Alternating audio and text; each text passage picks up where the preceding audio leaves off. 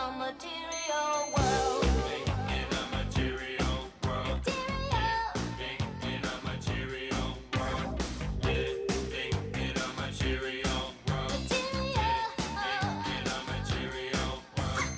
Living in a material world.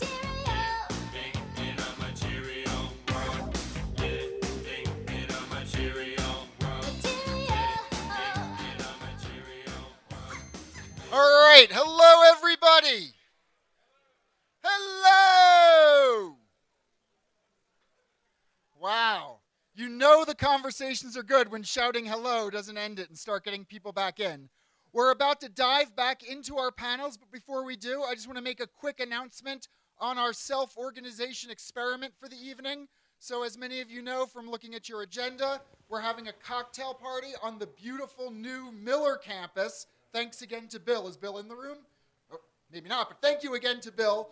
We'll be there from 5:30 to 7:30, and then after that cocktail reception, people are self-organizing to go out for dinner. To facilitate that process, we have a bunch of sign-up sheets at the registration desk. If you would like to go out to dinner with a larger group of people to continue the discussion for the day, go and sign up. We have about 7 reservations made at great restaurants all over town.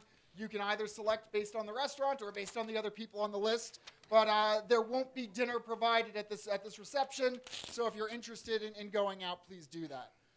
I want to jump back in now to the panels. David got us started off with this sort of dichotomy of thinking about areas of economics, complexity economics that have been inspired by computation, areas of complexity economics inspired by physics, and then a much broader pool of areas that have been inspired by biology.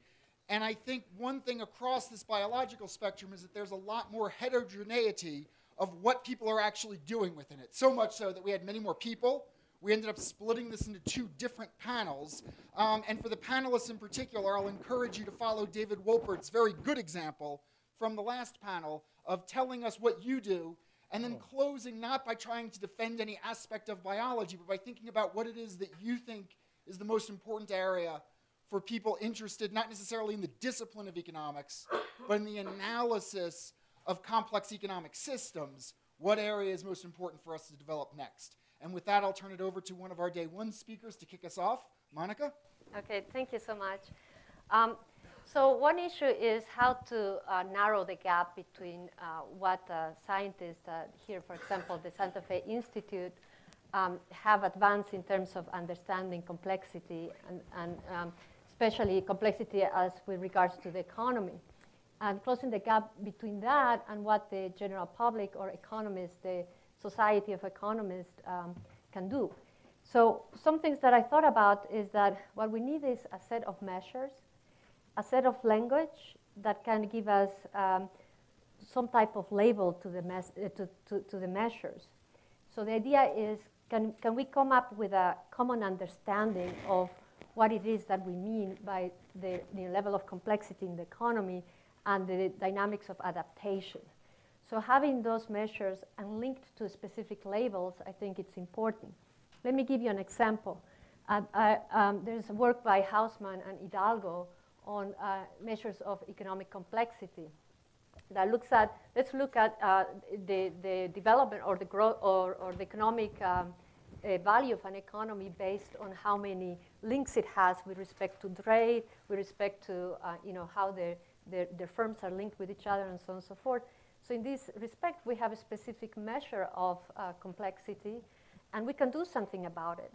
But so moving from measurement to labeling so that we can have a common understanding of what it is that we are talking about, super important. Again, going back to the presentation yesterday, to create a common knowledge about a new kind of way of seeing, mindset of seeing the economy. And so Brian talked yesterday a little bit about this evolving, seeing the economy as an evolving system and not a static kind of equilibrium type. That's hard to do if we don't have that kind of measure and label. So the other thing is that, I think that humans, our brains have evolved to be to deal with simple kind of linear environments. And so I think it's going to be a challenge to help consumers adjust to the complexity. So when we talk about narrowing the gap, between what the scientists have been able to develop in the last 30 years and what the decision makers can do. We could think of the decision makers as the consumers, organizations and firms, and the government. And so consumers, again, I think that consumers in general, we face a very difficult time to kind of figure out how to navigate this complexity.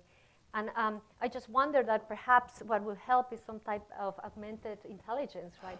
That will help people figure out what's misinformation, for example, or try to figure out how to make better decisions in a complex world. For governments, I think that what will really help is to have some type of tool in which you can visualize quickly how is it the different policies can impact the ecosystem. So I'm just thinking aloud, for example, if you have a local government interested in incentivizing entrepreneurship, so you have ecosystem of entrepreneurial activity, and then you could kind of use these kind of simulated worlds to see, well, what happens if we change the tax structure? And then you can have an idea of how a visualization of what will happen. In addition, a visualization can not only generate these possibilities and counterfactuals, but also it can help in evaluating the effectiveness of the policy, so that the policymakers can have a quick feedback on terms of how their policies are doing. And with respect to firms, I think that it would be really useful to think about how to use technology to do experiments. I think Matt Jackson gave a very nice example of a field experiment where you can actually decide how to do an intervention based on the knowledge you have.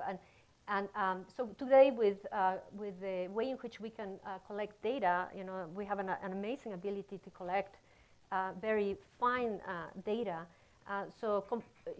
Organizations could do experiments like, I'm just thinking an example, suppose that you have Uber or Lyft, and there are different ways in which they can incentivize people to tip their workers. So you could experiment that. It shouldn't be that difficult to kind of come up with an experiment and collect data, and based on what you collect, then you can inform businesses to make better decisions. Great. I'm Scott Page from the University of Michigan, and so I guess the question here is, how should we think about the economy? And to paraphrase Brian a little bit, I mean, I guess I could say, John Holland is the answer. What's the problem? But I guess the way I want to think about this is as follows. I'm going to take a very pragmatic approach to this. When you think about if you're in the business network, whether you're in government, for-profit, nonprofit, whatever, the reason you care about a complex systems perspective is to be better at what you do. Like, how do I make predictions? How do I guide actions? How do I design things? How do I construct teams, organizations, institutions in order to do those things? And so then the question on the table to me about Santa Fe has always been, does this approach, does this complex systems approach, does the stuff Josh does the stuff we saw Matt do, this stuff that we saw Jessica do, does that help us at a pragmatic level do these things that we sort of get up every day and try and do? And I want to go back, I'm not a biologist, don't even play one on TV in the classroom, but I want to go back to some of the stuff Jessica talked about coarse graining. So one way to think about this, you could think about the equilibrium models that we use as this sort of strategic, rational coarse graining of reality, and complex systems models as a different coarse graining. Wonderful book by Anne-Marie Slaughter called The Chessboard and the Web that plays this out very nicely, right? You can think of international relations as a chessboard of strategic actors. You can also think of it as a global web of players, including multinational corporations, nonprofits, that sort of stuff. The point is not that one of these is wrong and one of these is right. It's not that my model beats your model. It's more a both and thing, right? So some of the things that markets have done are fantastic. I mean, look at these socks, for crying out loud. That's not going to happen. But it's also the case that there's some blind spots, and Eric, I thought, did a wonderful job of raising the fact that, like, if we stick to one model, we're bound to fail. There's the famous George Box quote that all models are wrong. So then the question becomes, I think for me, how do we think about developing tools, procedures, things for people who work, like if I go to the Congressional Budget Office, or if I go to Exxon, or if I go to NASA, where I'll go next week, how do we think about taking this science and making it of practical value for them? What tools do I give them? What measures? What techniques? I think Bill Rand, I wish I could clone, Bill was a student of John Holland's of mine. I wish I had 900 Bill Rands I could just send out there, right, to make the world a better place. But then there is the question of, like, where is the real value add? Where is that? It's not a bolt-on, but it's a dialogue between this chessboard and this web framework. And what worries me at the moment is because there is so much data that there's certain things we're doing that are narrowing how we look at problems. We're not being very expansive. So let me give just one sort of example. So there's a lot of A/B testing that goes on, right? You sort of like, let's try this and see whether it worked. A lot of the nudge research is just simple testing. But what that ignores is if you go back to what Jessica was talking about, and if you don't have, Jennifer Dunn isn't speaking about these sort of ecosystem constructions, these web constructions. But the reality is that it can often take a long time for a system to learn given a new set of incentives, structures, information. So the simple example I give all the time, and this worked last night at the bar, so it's certainly going to work here, is in 1981, the Los Angeles Lakers had one of the best teams in the history of the NBA. They won 67 games, Magic, Kareem, James Worthy. The three-point shot had been introduced 2 years before that, in 1979. For the year, they made 13. For the year. Now, it's not complicated math. Mobison and I figured it out, but 3 is 50% more than 2, right? Last year, the Houston Rockets made 1,300. Why did it took, this is 30 years later. Why? Well, they had to change their offenses. They had to change how they learn. They had to learn how to shoot that shot. Right? And so when you think about doing an A/B test, one of the things about having an equilibrium rational view is you sort of assume instantaneously you sort of climb that gradient and go to where you're going to go, as opposed to, as Josh would say, agent 0 may take a while, right? He may sort, the messiness of agent 0 may take a while to sort out. Last thing is this, is that I think the standard approach, and this I'm going to channel Beinhocker to a large extent, is siloed.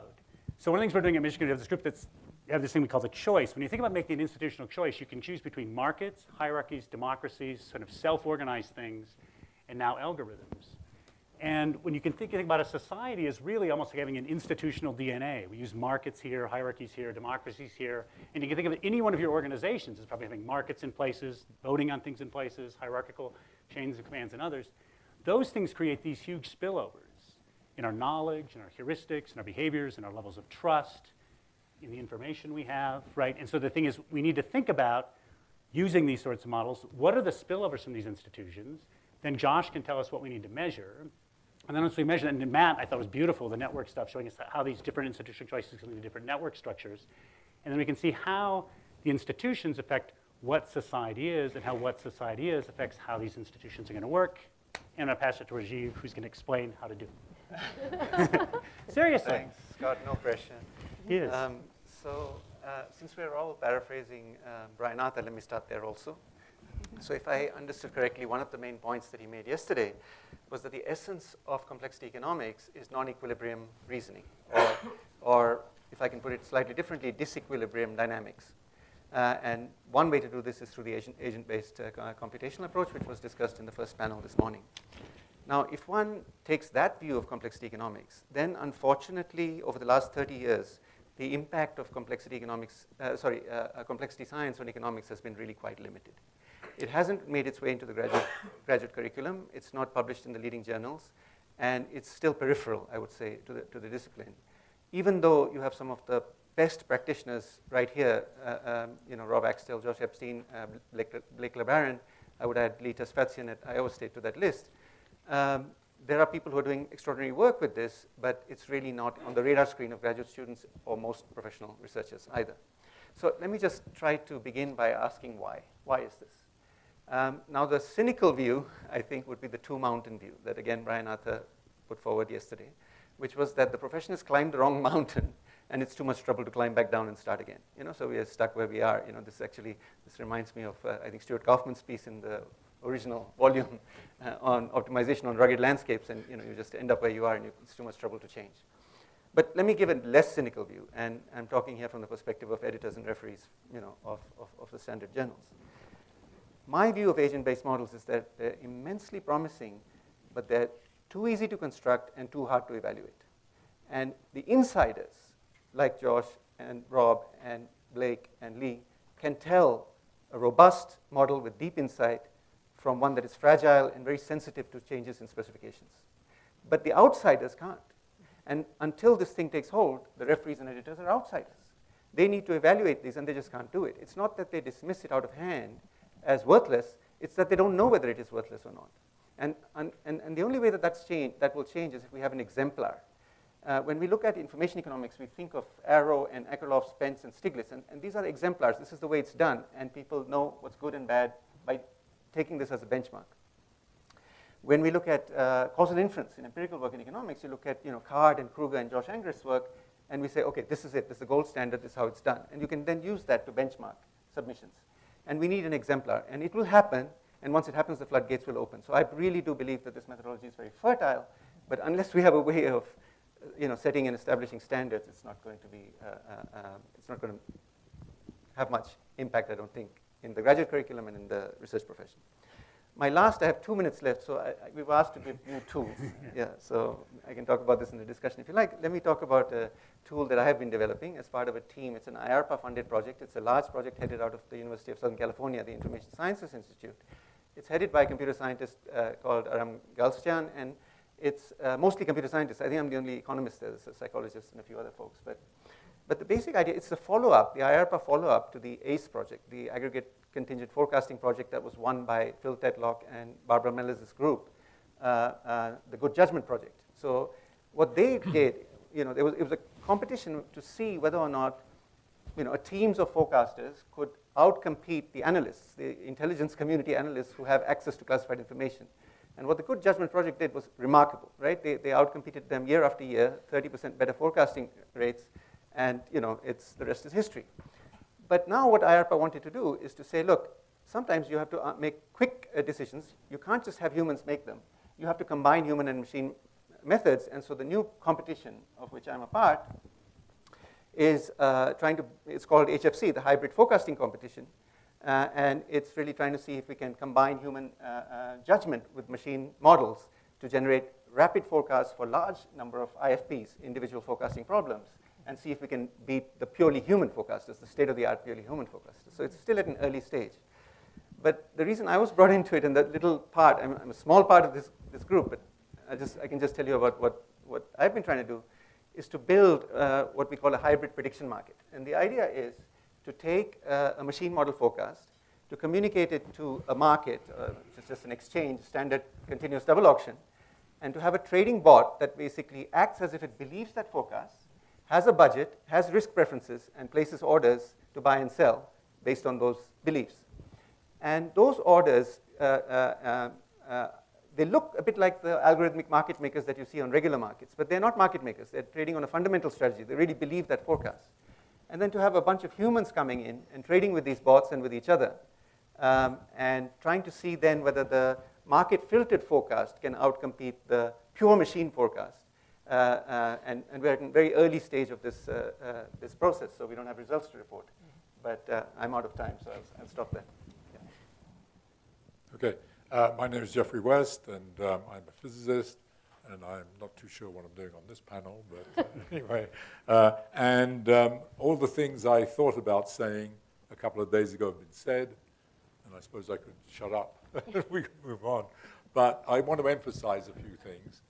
And taking off from what Scott said about pragmatic problems and the role of the Santa Fe Institute in complexity science, I think that the Santa Fe Institute should be involved in the ultimate pragmatic problem, and that is the future of this planet and saving this planet. That is the ultimate pragmatic problem, and I think one of the great disgraces of academic economists and economic departments is that they're not at the forefront of this, already leading it. I find that astonishing, frankly, and I take as my point of departure the fact that it was physicists at the beginning of the Second World War who led the battle to try to develop a terrible weapon that would somehow give us the ability to stop the Second World War because of the threat of authoritarian rule and fascist governments. The threat we face now, I think, is many orders of magnitude greater than it was in 1941, and a large part of that threat could be thought of as under the guise of economics in its greater sense. And I think it's morally reprehensible that the economics departments of this country are not leading the way, and all those fancy economists who, by the way, except now for computer sciences, earn the highest salaries by far in the humanities and sciences divisions of universities. They should be leading this. So SFI should take this role because it is not only the ultimate pragmatic problem, it's one of the ultimate complex adaptive system problems. And one of the things that has been missing, that has been said here, either implicitly or explicitly, is that we need to bring all of these things together. It's not physics, it's not economics in its traditional, rather boring sense, nor is it computer science. It's all of these, and SFI is one of the few places which is dedicated to that, and what is really our stock in trade. So that's the first point I want to emphasize. Secondly, digging down a little deeper, one of the things that has astonished me that also has not turned up in this discussion is the focusing a little more on growth, because growth is underlying a lot of this, and what is either implicitly or explicitly incorporated within economics and finance, and that is that the only system we know that works, that has brought us all these wonders that we all participate in, the quality and standard of life which we love and enjoy, is open-ended exponential growth. And the whole question is that actually sustainable? And I guess he was a maverick, Kenneth Boulding, the economist, when testifying, you probably all know this, in front of Congress said, the only people that can believe that you can have open-ended exponential growth with finite resources, the only people that can believe that are either idiots or economists. And that's pretty much my own view, frankly. And so the question is, how do we come to terms with that? I mean, we need to understand that much more deeply.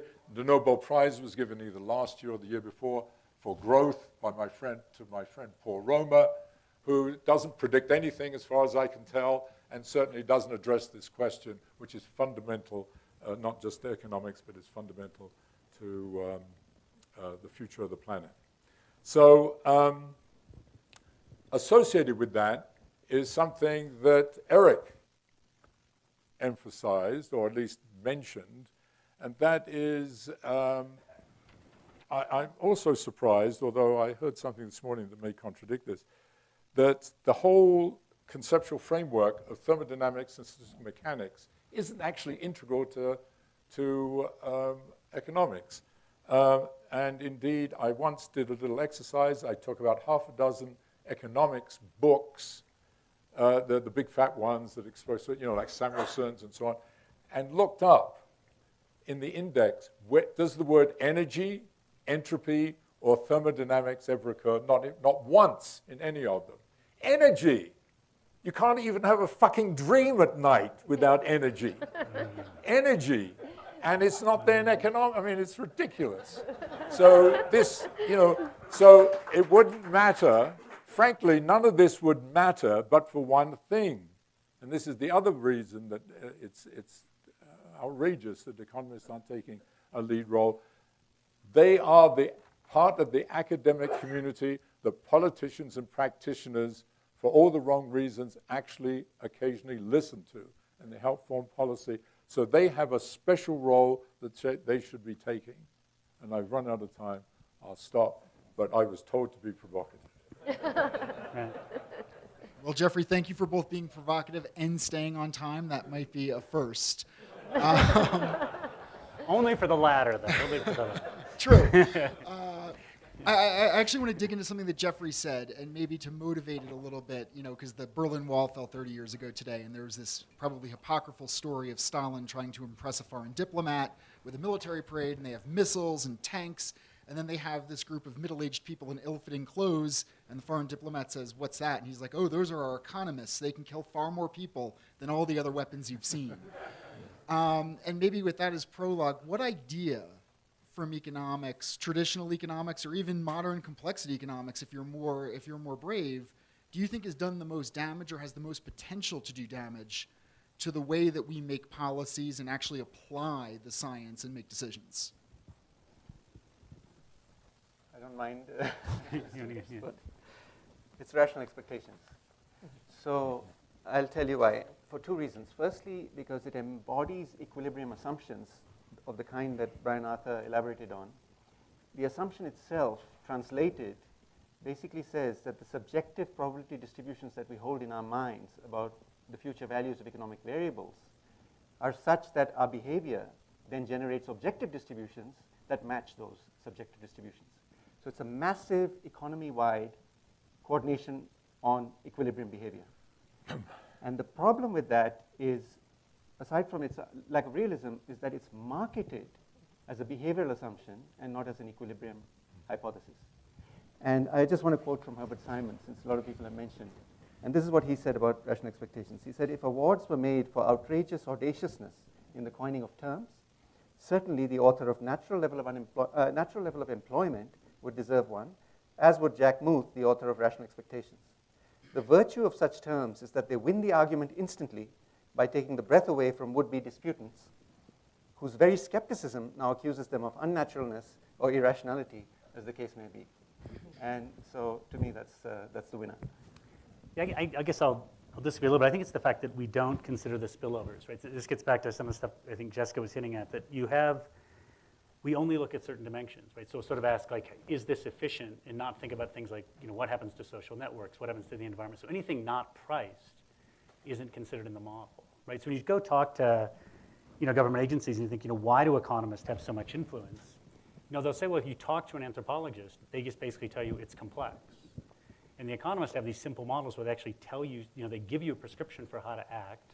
They give you data. They can explain it in simple terms, and it does have this sort of like scientific sheen to it.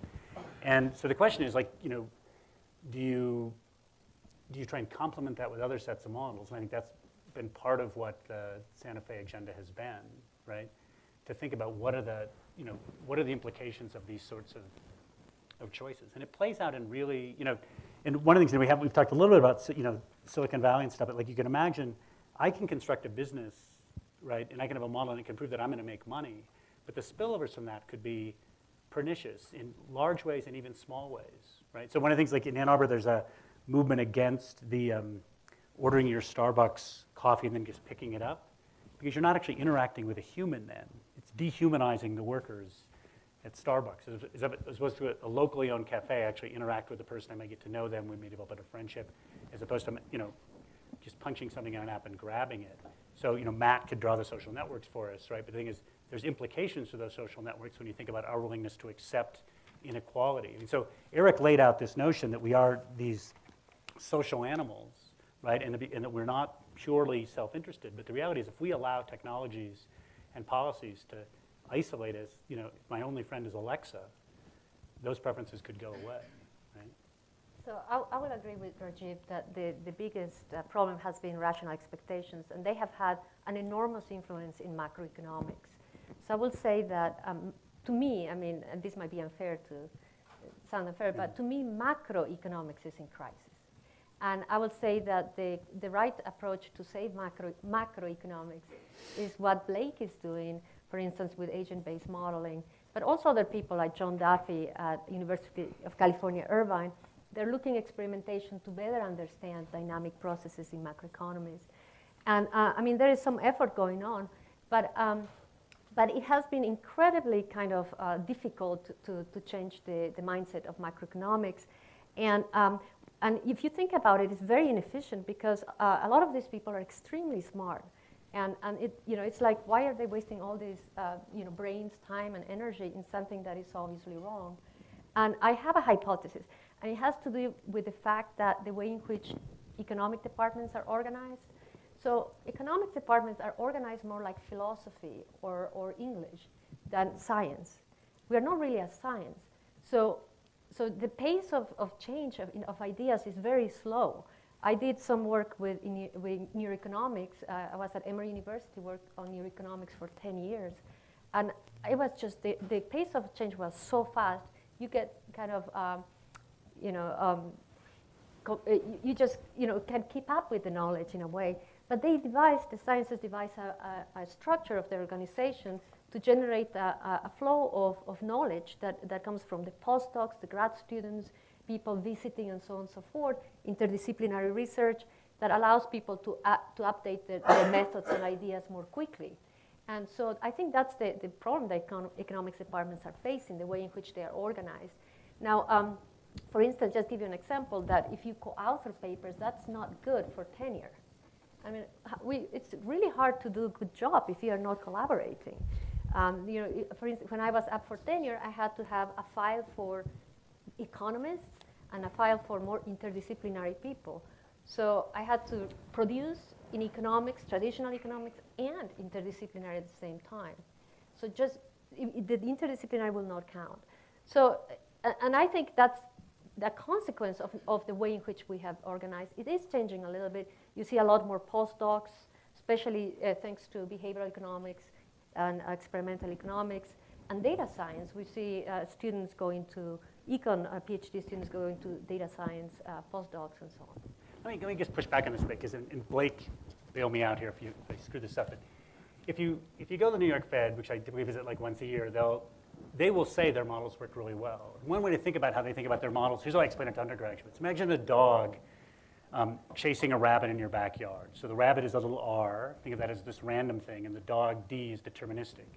So a stochastic dynamic general equilibrium model, just let that go, all the paradoxes and inconsistencies in the notion of a dynamic stochastic general equilibrium, is the idea is that the rabbit moves, and then the dog deterministically goes to the rabbit.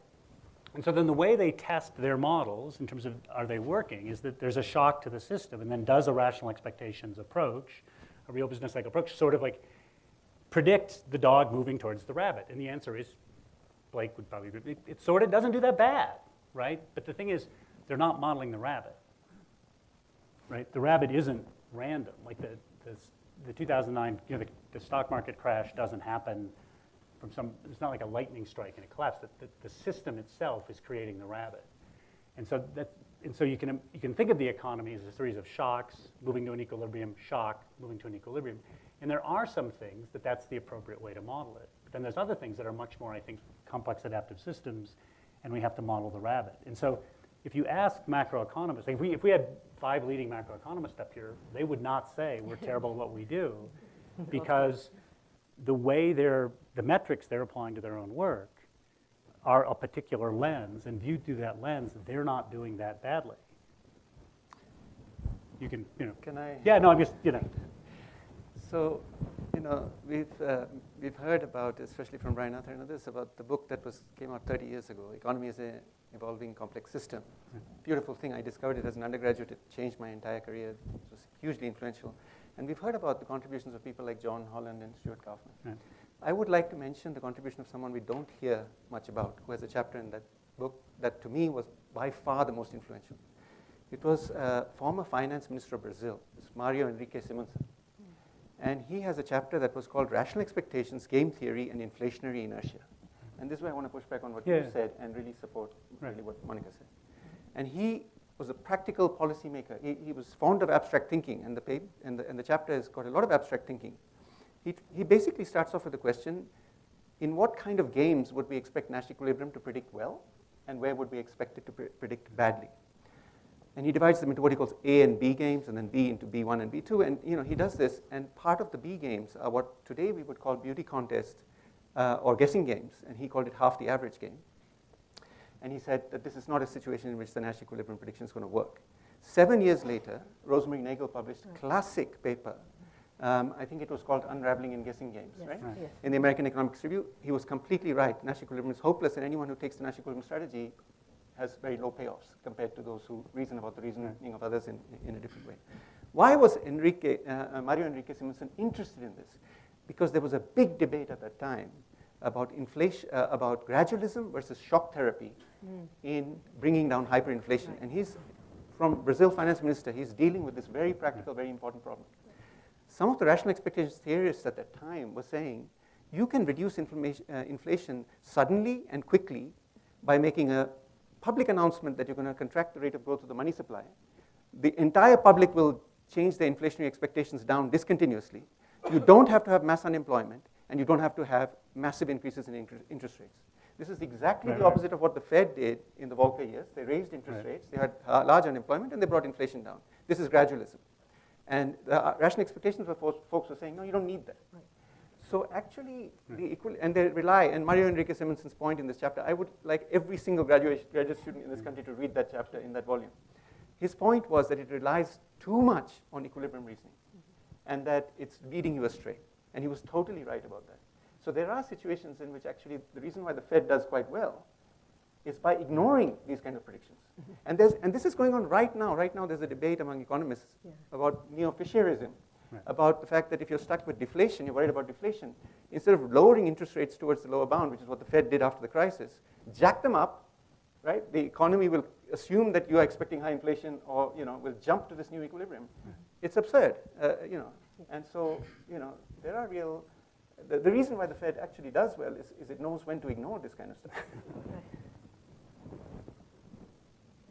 Jeffrey, do you want to get in on any of this? Not on this, no. Because this is down in the weeds of economics, and I know, I only very superficially know about economics at this level. But I was ruminating as they were talking that I remembered that this session is called economics as an organism, or organismal economics. And somehow, No, not or that. orgasmal, I don't know. I had to read it twice too. But so far, that hasn't come up, and you haven't even stimulated it. And I was wondering whether we want to talk a little bit about that, because one of the themes that has come up in the discussions is indeed the whole question about to what extent, you could put it as, to what extent is economics, since it's a complex adaptive system, also acting in a biological fashion? Because the whole question that is in contrast to the ways it has been talked about, because of the questions of adaptation, evolution, and so forth. And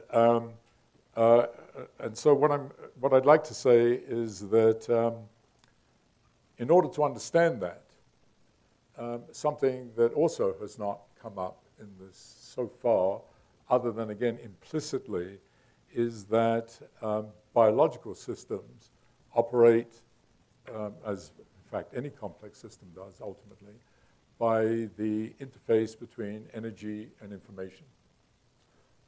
And in fact, both of them can be thought of in terms of networks, both energy networks, the distribution of energy to the multiple components of the system, and the processing of information and distribution of information. And it is, again, sort of interesting that economics doesn't seem to think in those terms.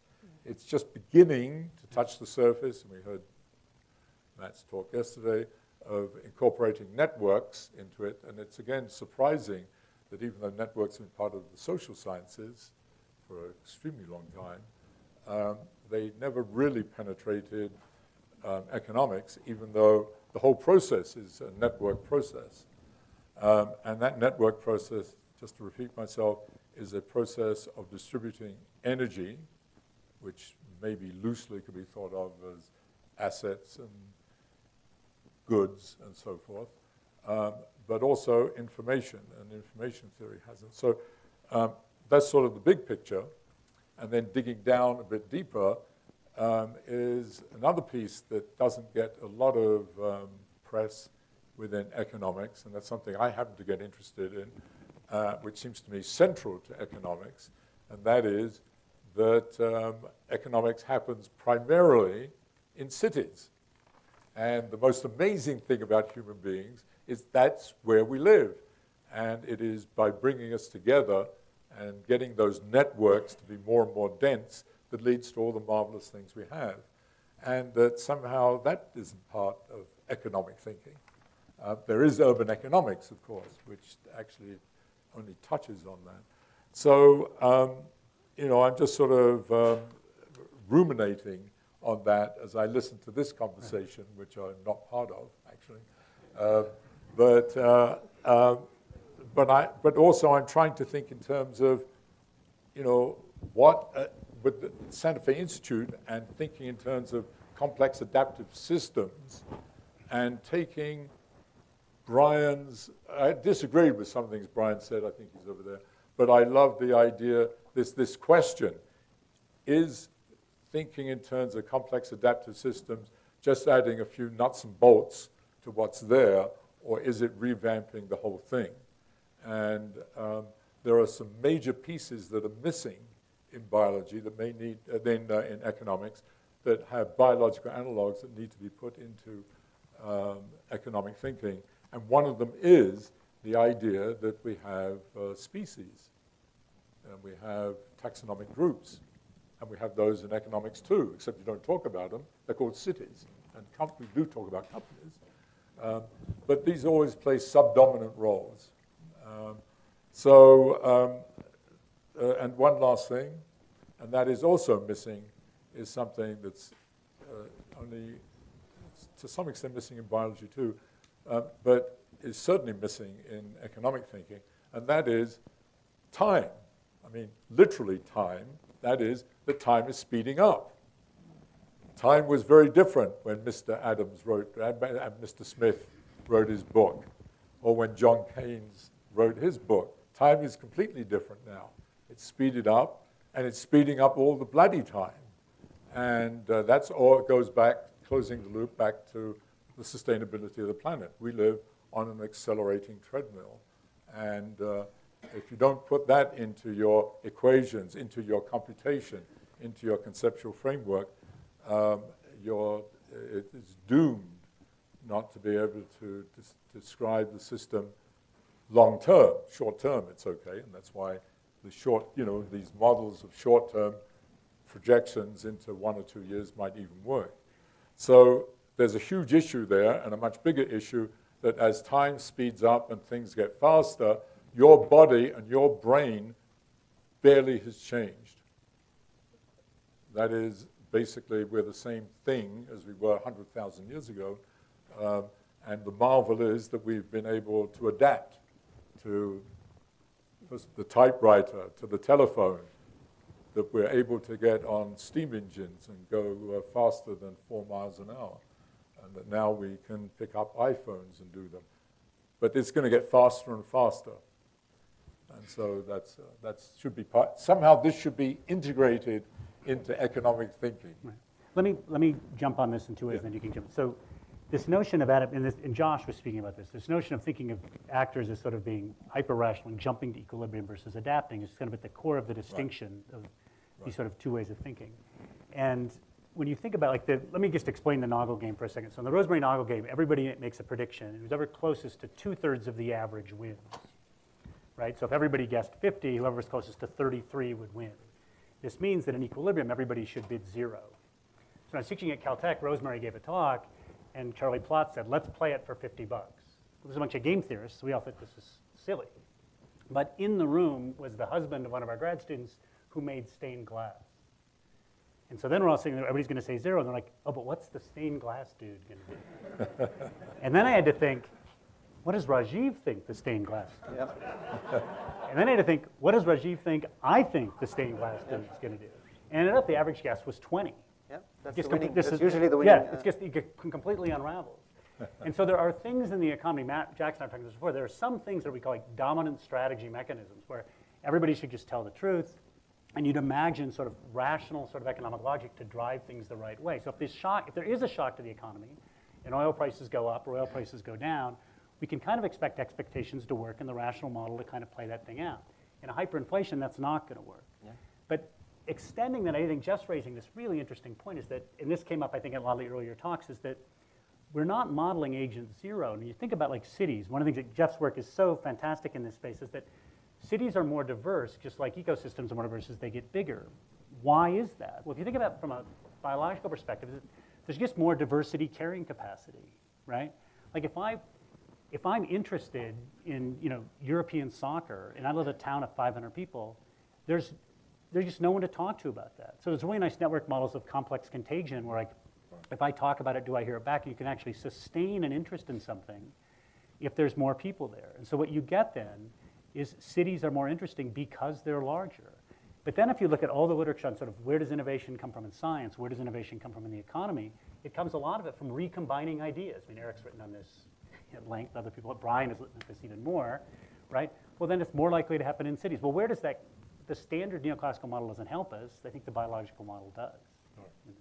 Exactly. Thank you. I don't know if anyone else wants to comment on what Jeffrey said. I know, Monica, you do a lot of work in related areas. Which one was the point that you wanted? Well, in particular, integrating networks into Yeah. economics. Yeah. So, I think the previous panel talked about what the main purpose historically of economics was, is to understand resource allocation, efficient resource allocation. And so initially thought of it happening through market interactions. So a lot of economic research has been on understanding markets, right? But it's true that a lot of economic activity and societal activity happens within networks, and that's kind of like the work that Matt has done in kind of contributing to that idea that networks actually play a super important role. And I think that economists have been limited with respect to the availability of data. So remember, most of history we have been dealing with not enough data. And it's only recent that we have all this data. I mean, we can understand the interactions because we can have, GIS and check, where it is that the ships are going, and we can have phones and other things that will give us data on understanding how these interactions within networks happen. So I do think that economists are adjusting, but in a way, it is slow and slower than it should be. And in fact, I think it's because of what I just said, the way in which the discipline itself is organized. We have about 15 minutes left, so I do want to open it up to the floor for some questions. Ray?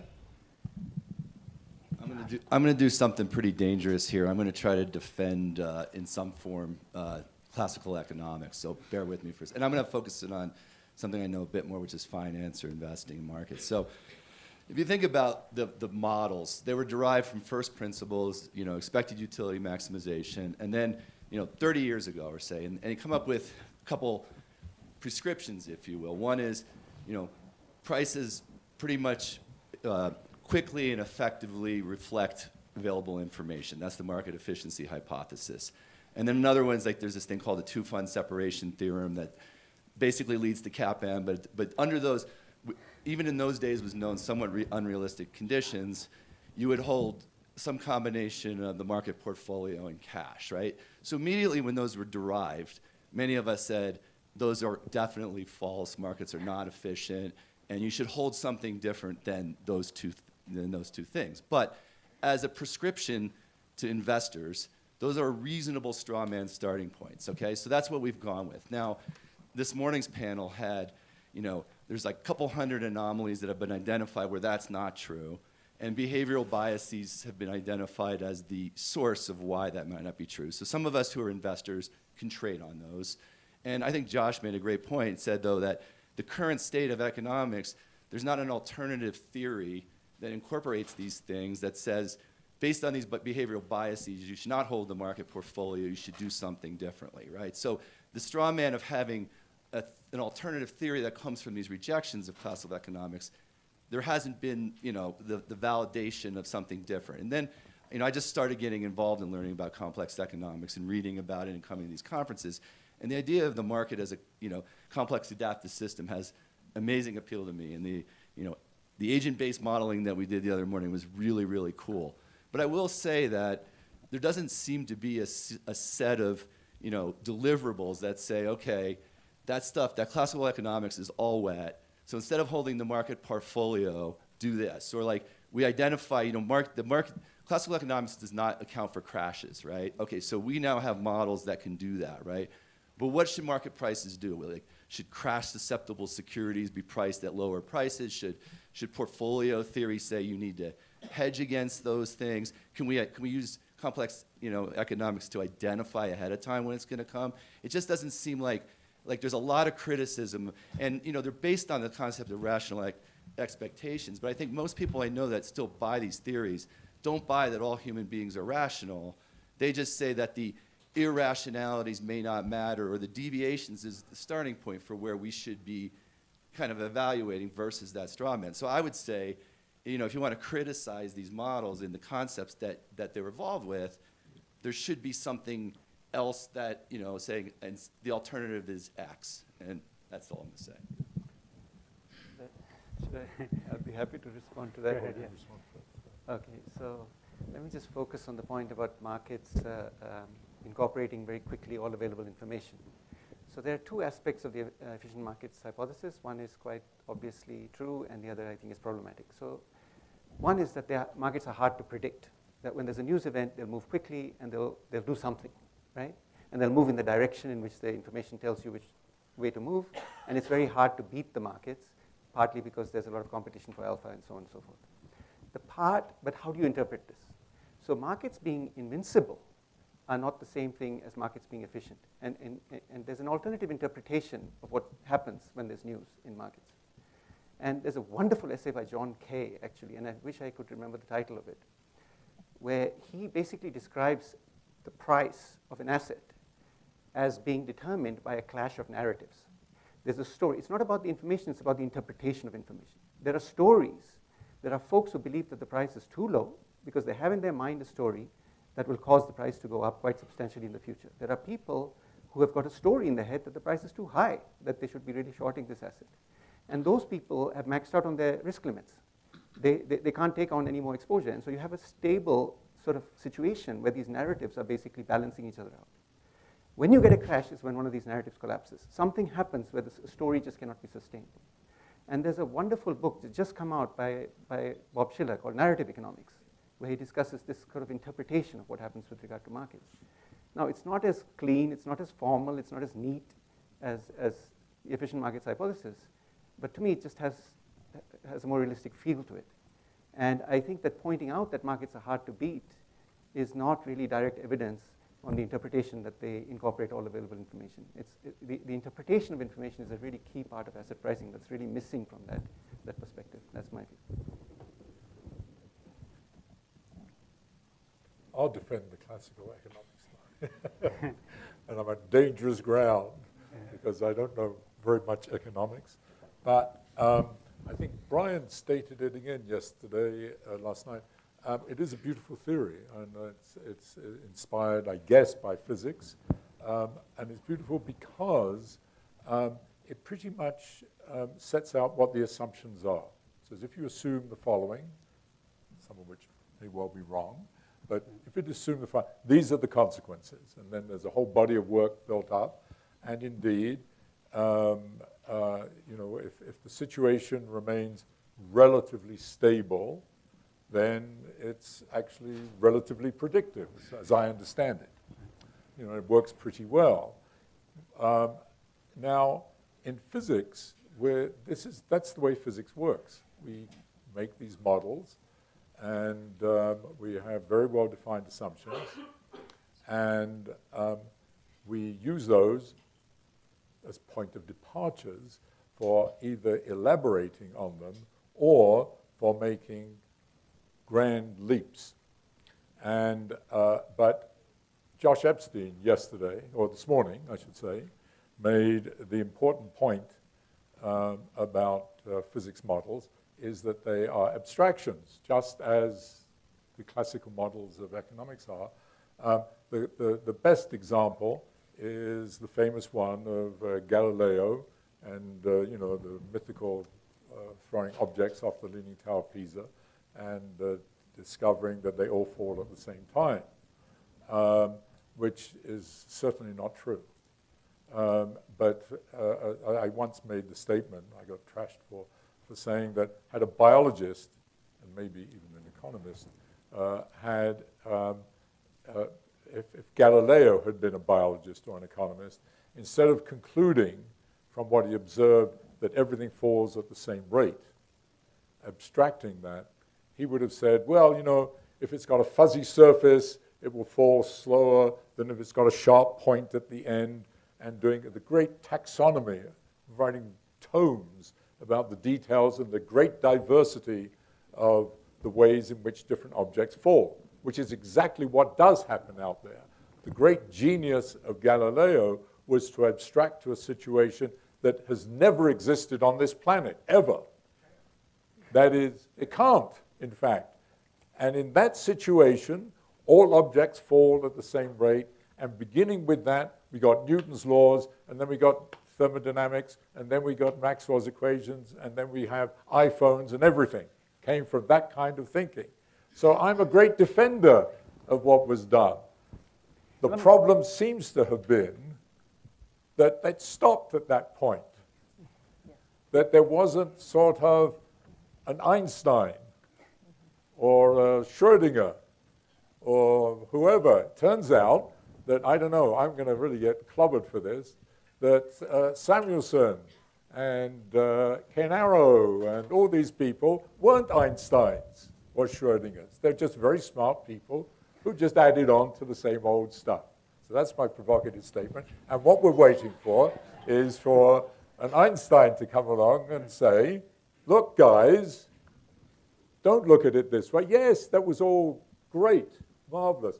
But if we say that the velocity of the stock market is the same everywhere in the universe, or whatever, some idiotic statement, all of this follows, and we understand that within the next 8 to 10 years, there's going to be another great crash. And in 15 to 20 years, the whole bloody thing is going to go down. That's what we need, is something like that. And that's what is. So I am a great defender because it's in the right tradition of what I consider to do the way you should be doing science. So in some ways you're echoing, so Roger Myerson, who won a Nobel Prize in economics, argues that you want to start with this sort of rational actor model because you want to have, it's a reasonable benchmark. So if I'm, that's the point. So in your institutional or mechanism design, so Myerson won the Nobel Prize for something called the revenue equivalence theorem that basically says if you have rational actors, it doesn't matter how you set up an auction, right? You could have highest bidder wins, second highest bidder wins, increasing bids, closed bids, it doesn't matter. If, under some restrictive assumptions, but if under the assumption of rationality, institutional design is irrelevant. Now Josh is peeling back papers ready to roll here. The reason why is once you relax the assumption of rationality, there's huge differences. And what's really funny is when I go to auctions, charity auctions, about 50% of the time the auctioneer, I'll say I'm a Myerson student, the auctioneers say it's like their goal in life is proving Myerson wrong. Mm-hmm. And what they do is they just get under David's skin and get him to act emotional and irrationally and overbid something. So then it's David against Bill, and they raise it. So the whole point is like there's social preferences, there's a pecking order, and you get emotion involved, and Myerson's theorem's out the door, right? Because people aren't rational, dispassionate, optimized. So I think I agree, right? The point is not to throw out the rational actor model. The thing is, it's a good benchmark, and then from there we got to ask. Yeah, let's have other models. Exactly. Yeah, I completely agree with what you said. It's a useful benchmark, of course. I mean, we couldn't even think of how to design an experiment without that benchmark. Mm-hmm. Right. And there's no way we're going to drop Newtonian physics. I don't think you're going to do that, right? That's not the point at all. It's actually to enrich the models that we have. But let me tell you something interesting from doing experiments with human subjects. Always we get between 10 to 15% of the subjects who are perfectly homo economicus. It's really interesting. I mean, and then you come with this idea of heterogeneity. And they become economists, too. And yeah. So those are the ones who decided to get a PhD in economics, probably, and they see the world differently, right? So, but we have this heterogeneity, and there are some people who will go, actually I have a paper recently where with the Rosemary P-Beauty contest game, and there's some people, even in Amazon Mechanical Turk, who find the Nash equilibrium right there. I mean, and it's about 10% of the population seems to be just thinking that way, and it's interesting. How is it that the different kind of proportion of groups of people affect the outcomes? And there's a paper also in Asset Market Bubbles where if you combine experienced subjects with inexperienced subjects, as long as you have about 30% of the subject's experience, the bubble is going to disappear. So these are some things that again, we wouldn't know if it's a homo economicus or not if we didn't have the initial benchmark model.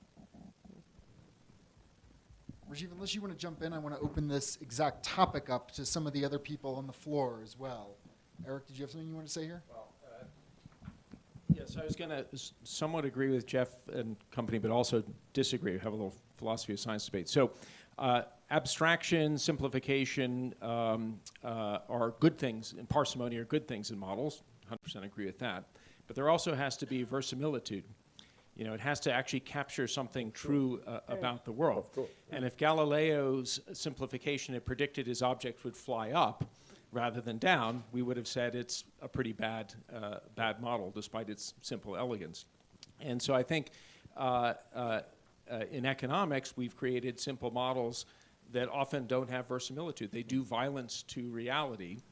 Herb Simon, we've quoted a lot today, but he had a famous quote about that a lot of economic predictions don't even get the sign right half the time. You know, and at least you got a 50-50 chance of that.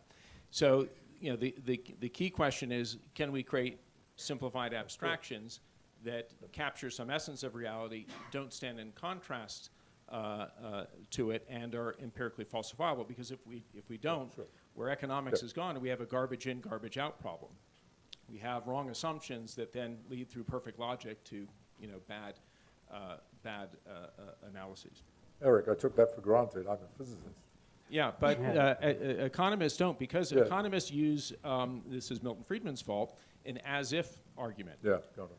If the model makes an as-if prediction, now the example I give to my students is the sun rises every morning as if Apollo was towing it in a golden chariot. It makes a perfectly good prediction, but it's a lousy explanation. But economists don't recognize that. So I think we have time for one more question from the floor. Wow. Oh. Scott, what was the Fed's response to the system is driving the rabbit? No, so I mean, I think they're really working hard to think about how do they expand their hiring, right? To hire sociologists, to hire historians, to hire anthropologists, to hire psychologists. Right?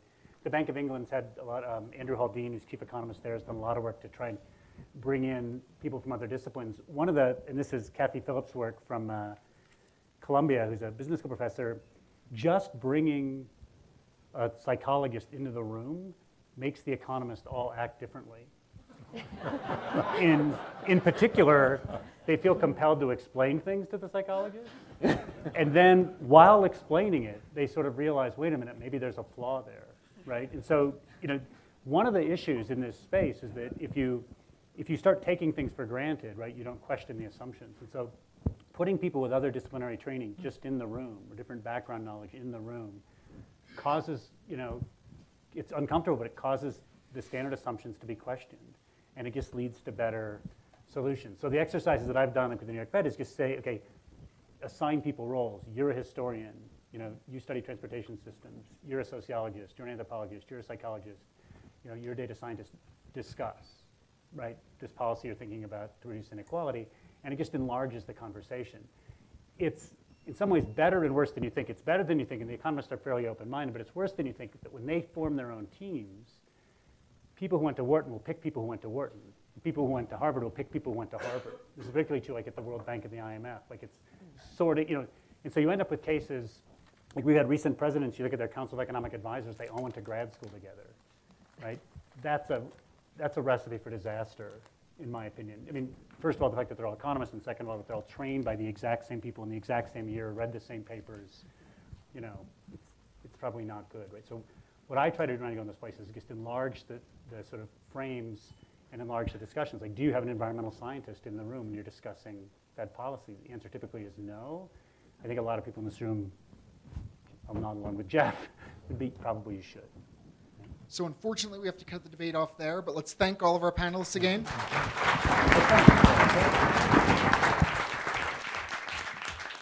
We're going to take a 15-minute break and reconvene at 2:15.